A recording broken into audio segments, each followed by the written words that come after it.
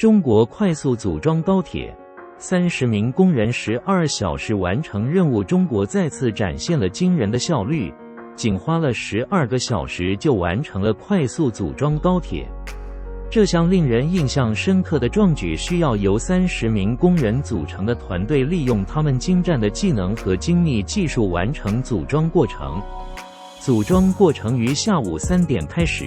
工人们小心翼翼地将火车的各个零件组装在一起。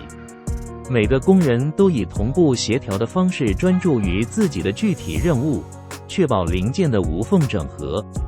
工人们的团队合作和专业知识显而易见，他们完美的协作，迅速地从一个步骤移动到下一个步骤。中国能够快速组装高铁列车，得益于丰富的经验和先进的制造技术。该国已成为火车生产的全球领导者，拥有最先进的基础设施和训练有素的劳动力。采用标准化设计进一步提高了效率，简化了组装过程并减少了所需时间。中国高速列车的快速组装不仅展示了技术实力，也为国家现代化建设和发展目标做出了贡献。这些高速列车最大限度地提高了运输效率，缩短了旅行时间，并增强了全国范围内的连接性。